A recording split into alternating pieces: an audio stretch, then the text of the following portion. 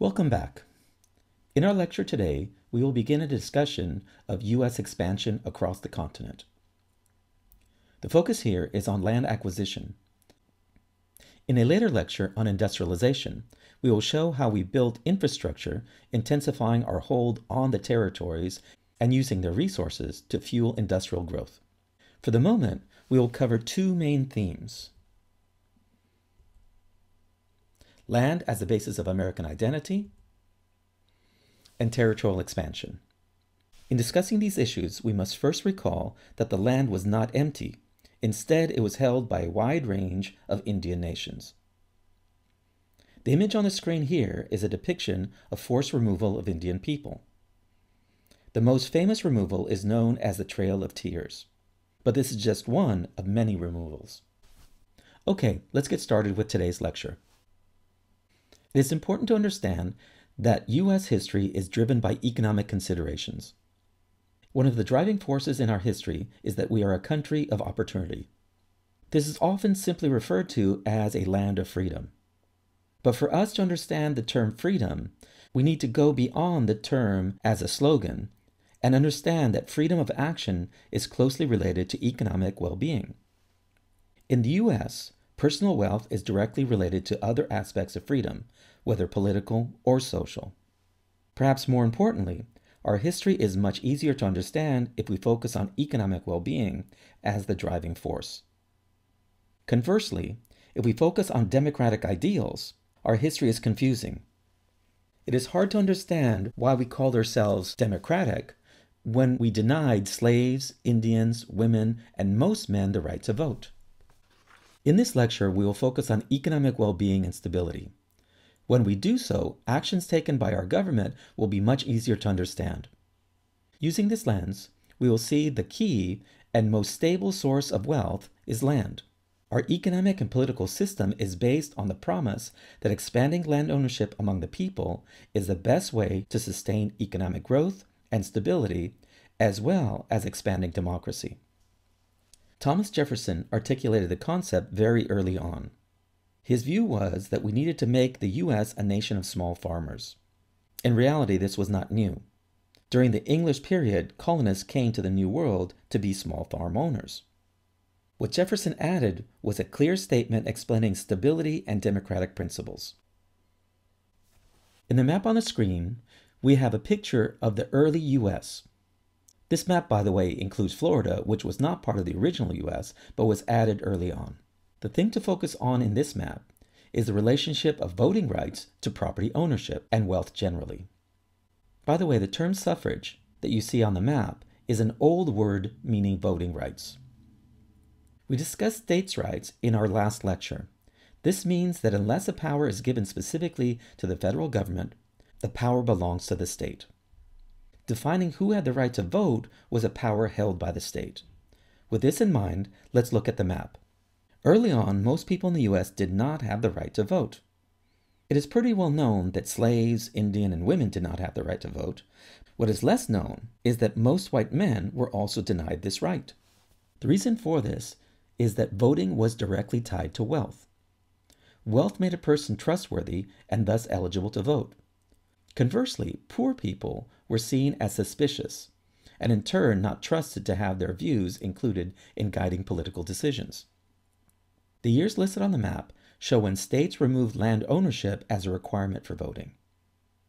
The T's refer to tax qualifications, meaning that a person had to pay a minimum level of tax before they could vote. Interestingly, in most cases, the only way to meet required tax payments was to be a landowner. So in practice, tax qualifications were directly tied to land ownership. Okay, so let's get back to Thomas Jefferson and how his views are connected to early voting laws. Jefferson argued that a person who owned land would defend it and try to improve it. This was the key to political participation. In most cases, it was difficult to get land. That a person was able to acquire land showed that they were smart and hardworking. Once a person got land, they would work hard to improve it and would defend their land against those who would take it from them. These principles made a person eligible to vote because they had property interests to defend these people would vote intelligently and in turn pay attention to the laws that affected their property. In Jefferson's view, if we wanted to expand democracy, we needed to expand the number of landowners. But as noted earlier, the land in the U.S. was not vacant. So let's now turn to Indian removal. When considering Indian removal, we should outline the different tactics that the U.S. and Europeans used. Early on, warfare was a primary tool. Another form of removal is cultural. In this form of removal, the people remain, but their cultural practices are taken away. These could include language, clothing, food practices, political practices, and religion. With this in mind, let's take a look at these portraits. The one at the top is of John Ross. The other is of Major Ridge. We will discuss them further when we cover Cherokee removal. But for the moment, we can take a look at their clothing and see that they accepted at least some European cultural practices. The Cherokee were one of the native nations that took on a wide range of European practices. They developed a written language, used European clothing in a number of occasions, established plantations, and used at least some slave labor. For a while, acceptance of these practices deflected advances on their territories. They were seen as civilized Indian people. Still, they were outsiders. They were not American. In political terms, they were not seen as Americans because they were self-governing. Even though they were within the boundaries of states, those states had no direct rule over them. The Constitution gave the federal government authority over Indian nations. Treaties were the political tool that outlined the relationship between Indian people and the United States. A second thing that made them non-American was that they resisted Christianity. Although they allowed Christian groups to evangelize, and many Indian people accepted Christ, Indian people held on to their religious practices. Most Indians who converted moved out of Indian communities. One last thing to consider is skin color. While Indians could convert, their skin color was a source of ostracism. The sum total is that Indian people remained separate from American communities. This takes us to another form of removal. Indians were forced to cede their land and move to new lands in the West. To cede means to turn over ownership. This era of Indian removal began in 1810 and intensified into the early 1830s. The direct cause of this wave of Indian removal was the expansion of cotton plantations. We'll discuss what led to this expansion in a later lecture. But for the moment, we'll just note that land became more valuable because of the growth of cotton as an industrial product. With increased need to expand cotton production, Indians were pushed from the land and forced to accept land in what is today Oklahoma. This brings us back to John Ross and Major Ridge. Both were Cherokee chiefs. As pressure grew for the Cherokee to cede their land, John Ross lobbied Washington to defend Cherokee land. He took his case all the way to the Supreme Court and won. But President Jackson ignored the court and proceeded with removal. Major Ridge saw that it was futile to fight the U.S. and signed a treaty ceding Cherokee land. His goal was to get the best deal possible, but under Cherokee law, he had no authority to sign away land rights. The end result was that the Cherokee were forced from their land. But as noted earlier, their removal is only one of many, and more were to occur as the U.S. expanded its control of North America. So now, let's take a look at a number of key acquisitions the United States made in the first half of the 1800s, the 19th century. As noted in our previous lecture, the original United States was bigger than any European country of the time. We were almost twice as big as France, whose population in 1800 was about 29 million. Our population at the time was about 2.5 million. Considering these numbers, population pressure does not explain why the United States expanded our territories. So let's look at other factors. The first territorial acquisition the U.S. made was Louisiana. In the map, it is the area in yellow and includes a region along the Mississippi River north and west. With this purchase, the U.S., an already giant country, almost doubled its size. We acquired this territory from France in 1803 for $15 million, $15 million. This equaled about 3 cents per acre. France had recently regained rights to the territory from Spain. Recall that France had given the area to Spain after the 7 Years' War. In the years leading to our purchase, there had been growing tensions between the U.S. and Spain. Recall that in our last lecture, Spain tried to convince Kentuckians to join it. In addition, Spain denied the U.S. access to New Orleans. Whoever controlled New Orleans dominated trade up the Mississippi River. Herein lies U.S. interest in Louisiana. It sought to control the Mississippi River. When the U.S. learned that France had regained control of the region, it sought to negotiate for the purchase of New Orleans.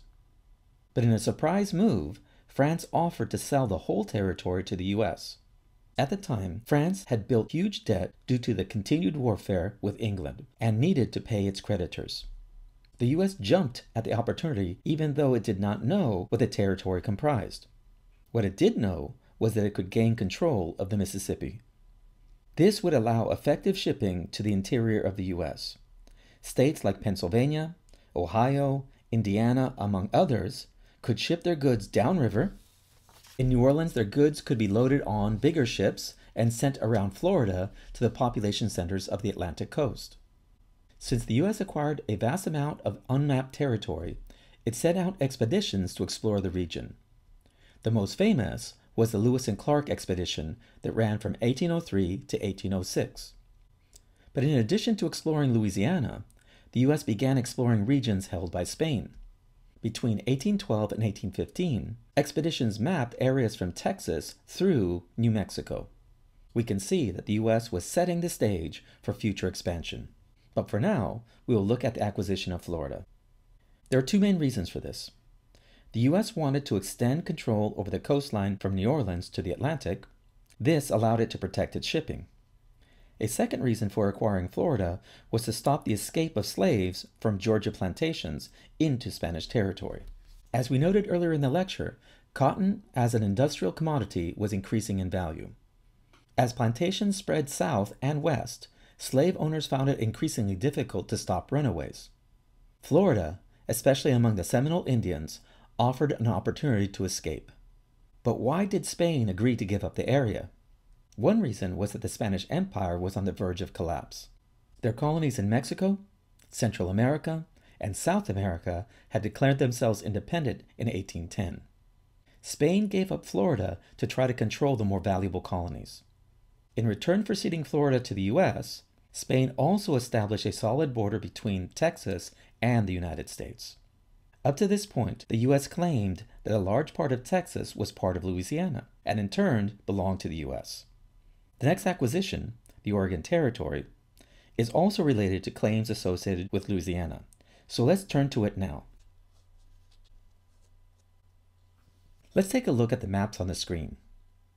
The one on the left depicts Western acquisitions. We see the Oregon Territory here. In the map on the right, we see a different depiction of Oregon. This one shows the whole territory as it was claimed by both England and the U.S. For a while, the U.S. argued that Oregon was part of its Louisiana territory. But by the 1830s, we accepted that it was a separate region. This area offered vast fishing and whaling reserves, as well as forest resources. But Puget Sound, a protected inlet where modern-day Seattle and Vancouver are located, also provided safe port facilities. As the 1840s approached, the U.S. and England were intensifying their arguments over control of the region. In 1846, a deal was cut. England would get the northern part of the territory, and the U.S. would get the southern part. Each nation would also get a portion of Puget Sound. But there was also another important part of the deal. England had been worried about how quickly the U.S. was expanding. It was clear that the U.S. had interest in taking Mexican territory. To block U.S. expansion, England threatened war if the U.S. invaded Mexican territory. As part of the deal to split the Oregon Territory, England promised that it would not interfere in U.S.-Mexican affairs. This takes us to the last big acquisition we will cover here, Mexico's North. Up to this point, U.S. territorial acquisitions were a result of negotiations. But land gained from Mexico came as a consequence of war. When England agreed not to interfere in U.S.-Mexican relations, it freed the U.S. to confirm its hold on Mexican territory. War with Mexico lasted from 1846 to 1848. But the conflict had been brewing since 1836, when Texas declared themselves independent from Mexico. The war that broke out between the U.S. and Mexico was a direct result of the U.S. accepting Texas as a state in 1845. Even though the Oregon Territory Treaty between England and the U.S. was signed in 1846, it had been agreed to in 1845, thus allowing the U.S. to take Texas. Several factors make the Mexican acquisition different from previous ones. One is that both Mexico and the U.S. were fighting over boundaries of their nation. In earlier acquisitions, the U.S. gained territories that were colonies of European countries. A second difference is that Mexico was a new country whose governing structure was modeled in many ways after the U.S. Many political leaders saw themselves as natural allies of the United States.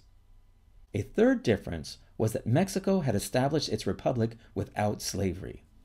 Mexico declared themselves independent in 1810, but did not complete its independence until 1821. During this period, there was an international movement to abolish slavery. So when Mexico finally established its nation, most European countries, and the new nations of the Americas, abolished slavery. So the U.S. was in an odd position. It was the first nation of the Americas, but it was the one holdout regarding slavery. This contradictory position is key in understanding war with Mexico.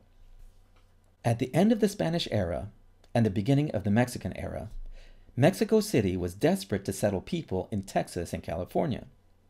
But both Texas and California were in the frontier, and few settlers from the interior of Mexico accepted land grants in those isolated regions. To settle its northern regions, Spain, then Mexico, gave land grants to people of European stock.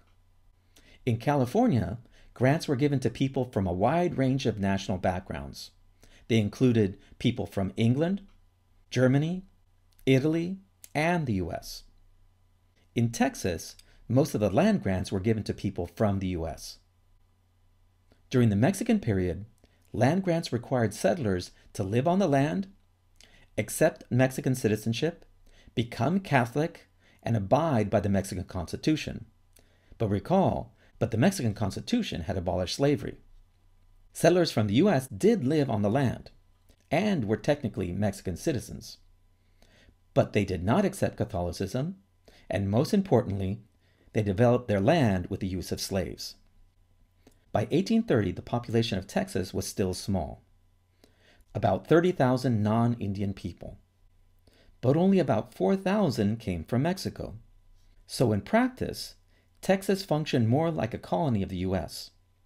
Texans developed cotton plantations and imported slaves. Technically, they were listed as indentured servants. But these servants had contracts that lasted 99 years, so it was unlikely that anyone would receive freedom dues. These contradictory factors set the stage for war. The first step was Texan Declaration of Independence in 1836. The second step was U.S. acceptance of Texas as a state in 1845. But the war with Mexico also included California and New Mexico. To understand the broader conflict, we need to include Manifest Destiny. In brief, Manifest Destiny was a statement. It said that the U.S. had been given a destiny by God. We were to uplift, protect, and Christianize people from sea to shining sea. Part of this ideal comes from our Puritan legacy, that God gave us the job of spreading a pure form of Christianity, Recall that in this view, Catholicism had corrupted Christianity. But in another sense, Manifest Destiny was a way to use broad ideals to hide practical interests that the U.S. had. In Texas, we wanted to secure plantations' use of slavery. In California, the goal was to capture a region that could be used for trade in Asia. San Diego, Los Angeles, Monterey, and San Francisco were all seen as areas that could be developed as ports. Leaders from the northeast of the U.S. were making strategic calculations for future growth. At the conclusion of war in 1848, the U.S. purchased Mexican territory for $25 million. With all this land, the U.S. claimed huge resources. The next step was to solidify control. We will cover that in our next lecture on infrastructure. Okay, I'll see you in class.